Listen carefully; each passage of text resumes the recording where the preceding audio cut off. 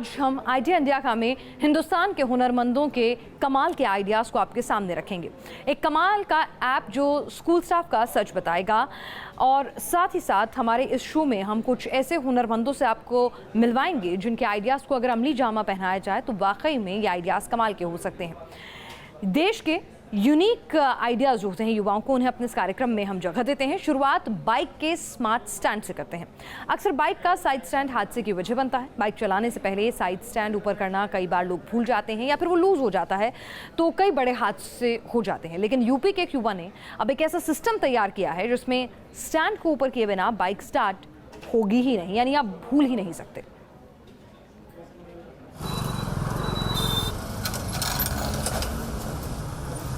Bike का एक ऐसा स्टैंड जो हादसा नहीं होने देगा। स्टैंड ऊपर किए बिना स्टार्ट ही नहीं होगी बाइक। आ गया बाइक का सबसे स्मार्ट स्टैंड।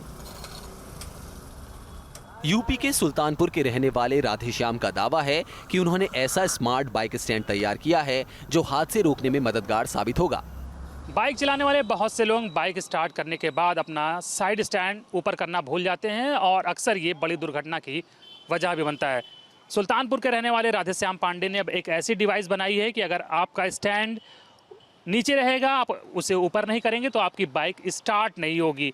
और इसका नाम उन्होंने रखा है side stand starter lock system. Bike का स्टैंड कई बार हादसे की वजह बन जाता है। कई बार बाइक सवार स्टैंड को बिना ऊपर किए ही बाइक स्टार्ट कर चल देते हैं। इससे स्टैंड ब्रेकर या सड़क से टकराने पर बाइक गिरने की आशंका बढ़ जाती है। इसी तरह के एक हादसे को देखकर सुल्तानपुर के राधेश्याम पांडे को स्मार्ट स्टैंड तैयार करने का आइडिया आया। सर गांव से शहर जाते हुए देखते थे कि हमारे रास्ते में एक बाजार है, मार्केट है मुरली नगर, वहाँ पे ब्रेकर बना हुआ है, स्पीड ब्रेकर। तो ब्रेकर से हम एक बार जा रहे थे शहर की तरफ, तो उधर सामने से एक व्यक्ति सपरिवार आ रहे थे। उनके पीछे उनकी वाइफ बैठी हुई थी, उस हाथ में एक बच्चा लिए थी गोद में। और जैसे हम पहुंचे ब्रेकर पे तो सामने से क्रॉस हो रहे थे और झटका लगा और स्टैंड का गिरा हुआ था नीचे। और उसमें क्या हुआ, डिसबैलेंस हो गया और बच्ची हाथ से छूट गई। छूटने के बाद पीछे से एक टेम्पो आ रही थी। टेम्पो उस बच्ची को बचाने के चक्कर में वो डिसबैलेंस हो गई, आगे जा करके पलट जाती है। पलटने की घटना मेरे सामने होती है। उसको देखने के बाद मेरे मन में आता है कि स्टैंड से इतनी बड़ी घटना हो सकती है तो क्यों ना ऐसा बनाया जाए कि लोग स्टैंड उठाना ना भूलें।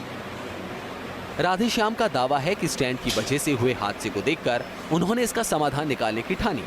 राधेश्याम ने स्टैंड के साथ एक डिवाइस को इस तरह से कनेक्ट कर दिया कि बिना स्टैंड ऊपर किए बाइक स्टार्ट ही नहीं होगी। राधेश्याम ने इस सिस्टम को side stand start lock system नाम दिया है। राधेश्याम पांडे हमारे साथ हैं। सबसे पहले उनसे हम कहेंगे कि इस बाइक को स्टार्ट करके दिखाएं कि कैसे स्टैंड नीचे रहने पर बाइक स्टार्ट नहीं होगी। अभी देखिए बाइक का स्टैंड जो है वो नीचे है और राधेश्याम पांडे बाइक स्टार्ट कर रहे हैं। जैसे चाबी लगी, चाबी हमने ऑन किया हुआ है, ये चाबी ऑन की, यहाँ पे मीटर नहीं चल रहा है न्यूट्रल का। अब इसको हम चालू करने की कोशिश कर रहे हैं, सेल्फ मार रहे हैं, सेल्फ चालू नहीं हो रही है। अब हम इसके लिए किक मार रहे हैं, किक, ये किक भी चालू नहीं होगी, ये चालू नहीं हो रही है। अब इसमें हम राधेश्याम अब हम आपका स्टैंड जो है बाइक का वो ऊपर कर देते।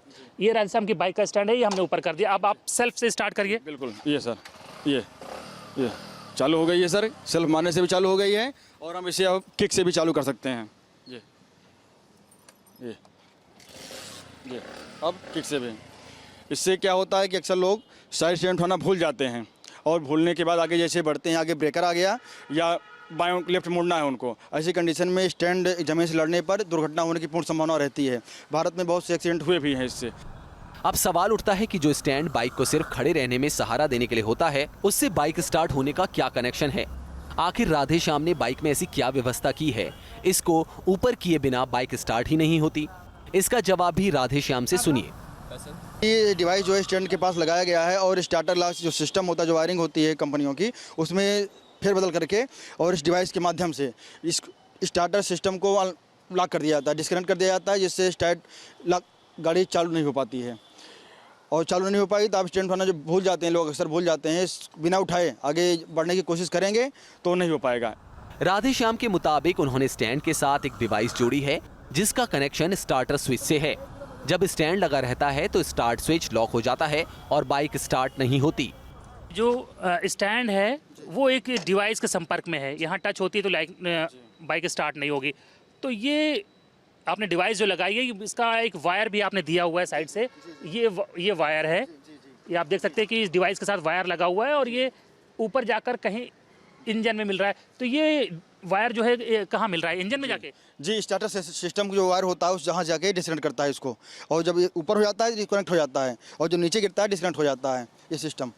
तो उससे डिस्कनेक्ट होने के बाद गाड़ी चालू नहीं होती है। बाइक के स्टैंड से होने वाले हादसों से निपटने के लिए बाइक्स में इंडिकेटर आने लग गए हैं। तो सवाल यह है कि राधे श्याम की ये डिवाइस पहले से आ रहे इंडिकेटर सिस्टम से कैसे बेहतर है।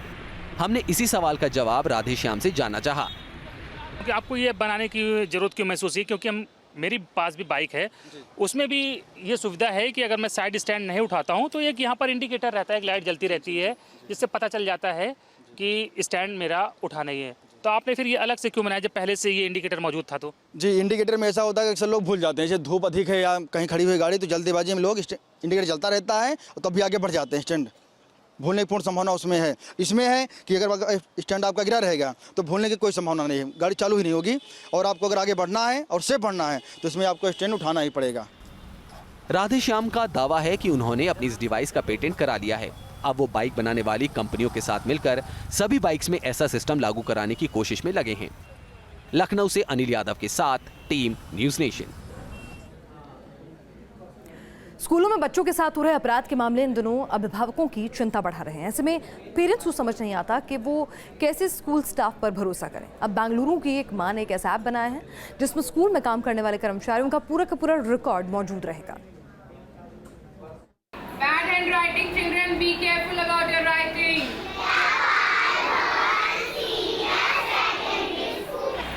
अब स्कूल में आपका बच्चा होगा महफूज, मम्मी पापा को भी नहीं होगी टेंशन। स्कूल स्टाफ का मिलेगा ट्रैक रिकॉर्ड। स्कूलों में आए दिन बच्चों के साथ कुछ ऐसा घट जाता है जिससे हर कोई हैरान हो जाता है। इससे सबसे ज्यादा परेशान माँ बाप होते हैं। हों भी क्यों ना, आखिर वो अपने जिगर के टुकड़े को 6-7 घंटे स्कूल भेजते हैं और बेफिक्र हो जाते हैं कि उनका बेटा या बेटी सुरक्षित हैं, पढ़ रहे हैं।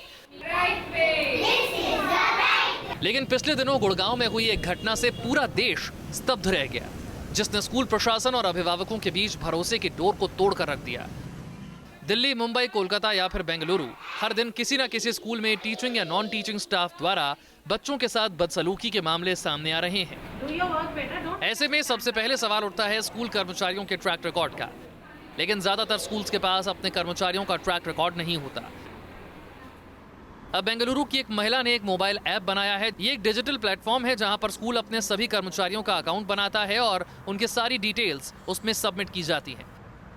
इस ऐप में कर्मचारियों के पुराने डिटेल्स भी अपलोड किए जाते हैं, वो भी दस्तावेजों के साथ। जो लोग बच्चों के साथ काम करते हैं उनका पास्ट हिस्ट्री क्या है, बच्चों के साथ कैसे व्यवहार करते हैं, इसकी कोई डॉक्यूमेंटेशन सिस्टमैटिक वे से हमारे पास है नहीं।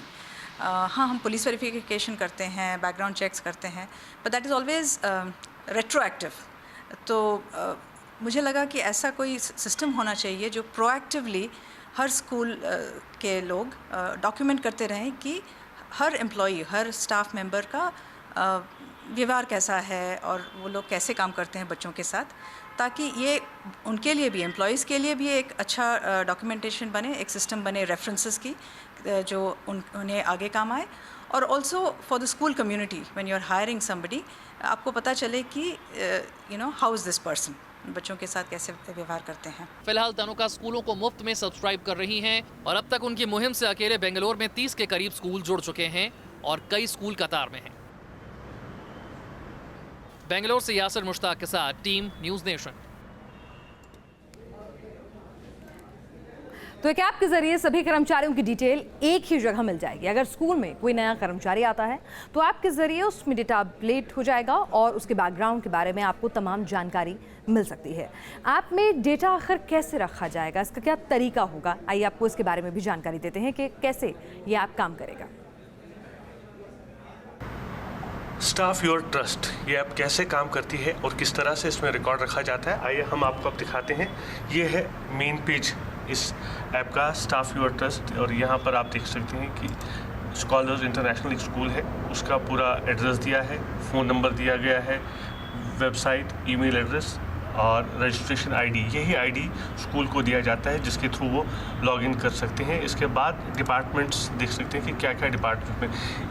ख़ास बात यह है कि इसमें सिर्फ टीचिंग स्टाफ को नहीं रखा गया है बल्कि नॉन टेक्निकल और टेक्निकल स्टाफ को भी रखा गया है। आप देख सकते हैं ट्रांसपोर्टेशन, कैफेटेरिया, यानी कि जो भी स्कूल में काम करता है उसका रिकॉर्ड रखा गया है इसमें। तो आप देख सकते हैं ये प्राइमरी स्कूल है, इसके बाद डिपार्टमेंट एम्प्लॉयज़ आता है, तो यहाँ पर आप देख सकते हैं एक एम्प्लॉय का, तो पूरा इसका डेटा जो है इसमें स्टोर होता है। इसका जो फ़ोन नंबर्स होते हैं, घर के फ़ोन नंबर्स होते हैं, वो सब भी होते हैं और साथ साथ इसका जो रिकॉर्ड है पुराना वो यहाँ पर इसमें सेव किया जाता है कि इससे पहले ये कहाँ पे थी और वहाँ पे कितना रेटिंग्स मिला है, वो सब इस आईडी में सेव किया जाता है। और जब ये खुद या स्कूल देखना चाहे तो वो पूरा इसका जो ट्रैक रिकॉर्ड है इस एम्प्लॉय का वो सामने आ जाएगा। और ख़ास बात ये भी है कि इसको आधार कार्ड के साथ भी जोड़ा गया है। इस ऐप का एक और फायदा भी है, लोग इस ऐप के साथ जुड़ जाते हैं और उनके सहयोगी उन सभी लोगों का बैकग्राउंड चेक और पुलिस वेरिफिकेशन भी करते हैं। पहला स्टेप है कि स्कूल को एनरोल करना पड़ता है ऑन द सिस्टम, और वो हर स्कूल एक डेजिग्नेटेड अथॉरिटी को ऑथराइज करता है to administer the account, to represent the school on the platform. And we ask for some documentation to know that it is a genuine school, it's a genuine person who is authorized to give references. उसके बाद हर employee अपना account create कर सकता है उसके, और links themselves with the current school। और जब वो वहाँ से छोड़ के जा रहे हैं, जैसे एक पेपर पे एक रेफरेंस लेटर दिया जाता है, एक रिलीविंग लेटर दिया जाता है जिसपे उसका कोड ऑफ कॉन्डक्ट सब कुछ रहता है, उसी तरह से ऑनलाइन इसकी इन्फॉर्मेशन रहती है। और ये कॉन्फिडेंशियल इन्फॉर्मेशन है, एम्प्लॉई को फिर दोबारा उसको शेयर करना पड़ता है विद द न्यू स्कूल।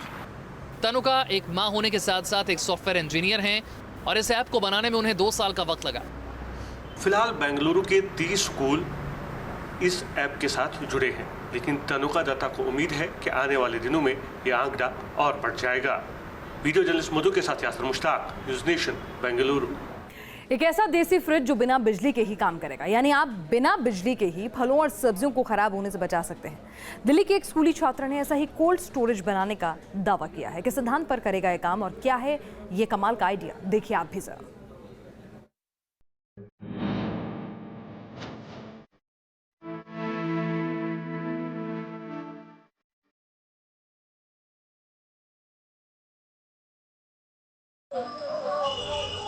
अब लंबे समय तक ताजी रहेगी सब्जियां, दुकानदारों का बढ़ जाएगा मुनाफा, किसान भी अपना सकते हैं ये नुस्खा।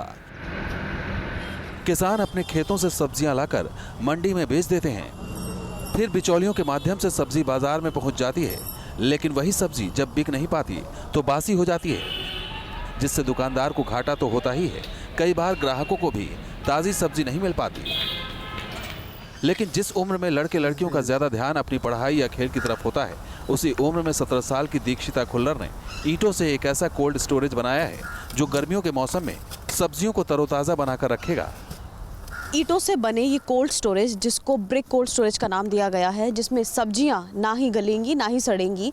उसके कुछ आसान से 10 स्टेप हैं, हम आपको समझाते हैं कि पहला क्या है। हमें इसके लिए सबसे पहले जो चाहिए, ईंट चाहिए, साथ ही साथ सीमेंट चाहिए, ताकि इससे कोल्ड स्टोरेज बनाया जा सके। और पहला स्टेप है जो हमें दीक्षिता भी करके दिखा रही हैं। दीक्षिता, ये जो फर्स्ट स्टेप है जिसमें अभी आपने पानी दिया है ईंटों को, क्यों पानी दिया? ताकि इवेंचुअली वेजिटेबल जो है वो ठंडी रहे, क्योंकि इवेपोरेशन होगी और फिर अंदर ठंडक पहुंचेगी अगर ब्रिक्स जो है गीली रहेंगी तो। अच्छा, ईंटों को पानी देने के बाद जो सेकंड स्टेप होगा वो क्या होगा? तो हम एक फ्लैट सरफेस पे सैंड को भरेंगे, ताकि वो हमारी फाउंडेशन होगी जहाँ पर हम ब्रिक्स का ये स्टोर बनाएंगे। ये कोल्ड स्टोरेज न केवल काफी सस्ता है, बल्कि इसके जरिए किसानों की मेहनत से पैदा हुई सब्जियां लंबे वक्त तक ताज़ी रहती हैं। दीक्षिता दिल्ली के वसंत विहार में एक प्राइवेट स्कूल में 12वीं क्लास में पढ़ती हैं। दीक्षिता बताती हैं कि उन्हें ये आइडिया अपने फार्म हाउस में खराब होती सब्जियों को देखकर आया। तब उन्होंने महसूस किया कि देश के किसानों के साथ भी ऐसा होता होगा, जिनके पास सब्जियों और फलों को लंबे वक्त तक ताज़ा रखने के लिए कोल्ड स्टोरेज की व्यवस्था नहीं होती। आपको दिखाते हैं ये कोल्ड स्टोरेज काम कैसे करता है। इसका जो सेकंड स्टेप है वो जिसमें रेत नीचे डाला गया है। दीक्षिता, ये जो आपने ये रेत या सीमेंट जो भी है ये डाला है, क्यों लगाया? ताकि एक लेवल सरफेस रहे और रेत से नमी भी रहती है, जो हमारे क्रॉप्स है वो ज़्यादा ठंडा रहते हैं ऐसे।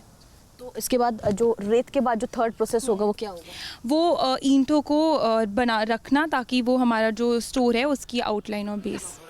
दीक्षिता ने रिसर्च किया तो पता चला कि नाइजीरिया में फल और सब्जियों को लंबे वक्त तक बचाने के लिए काफ़ी आसान और देसी तरीका अपनाया जाता है।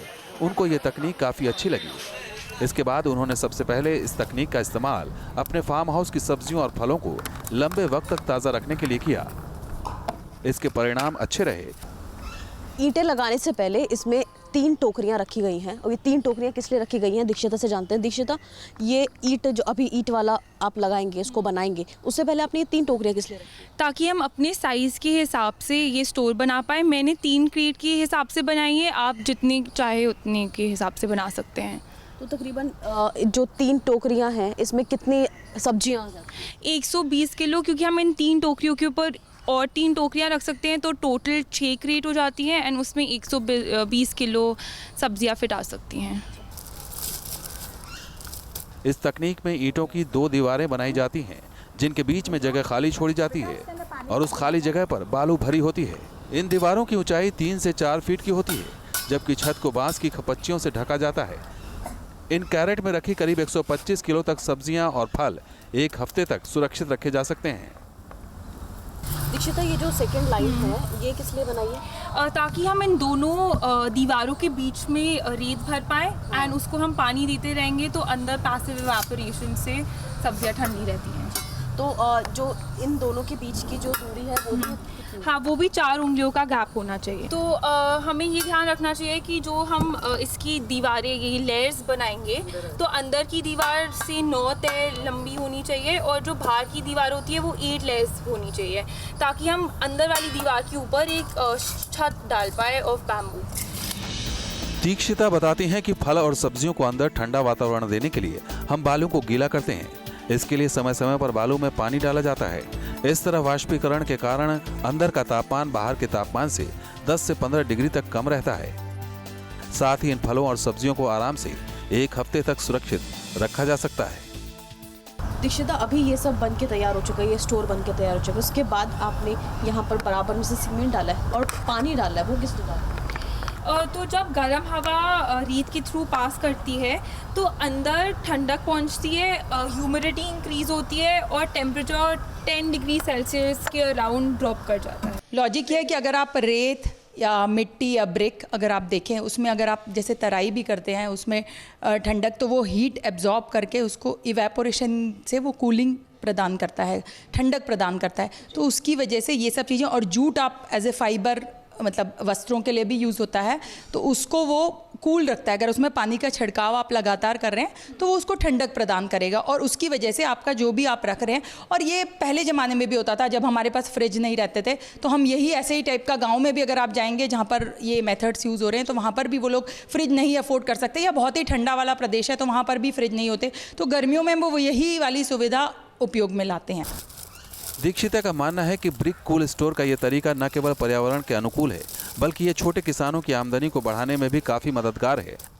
खास बात यह है कि ब्रिक कोल्ड स्टोर बनाने की लागत भी काफ़ी कम आती है और ये 2 साल तक आराम से चल सकता है। यूज़फुल है और अच्छा है, कॉस्ट इफेक्टिव रहेगा, कम पैसे में अगर आप सब्जी मंडी तक पहुंचाएंगे तो डेफिनेटली बहुत अच्छा उपयोग है और बहुत अच्छे से काम भी करेगा। मतलब जो लोग रेफ्रिजरेटर या फिर बड़ी बड़ी चीज़ें कोल्ड स्टोरेज नहीं अफोर्ड कर सकते हैं तो उनके लिए बहुत अच्छा उपयोगी है। दीक्षिता ने सफलतापूर्वक ब्रिक कोल्ड स्टोर का परीक्षण करने के बाद इसे किसानों के बीच लोकप्रिय बनाने के लिए हरियाणा के सोहना और मांगड़ गाँव में एक सेमिनार का आयोजन किया है।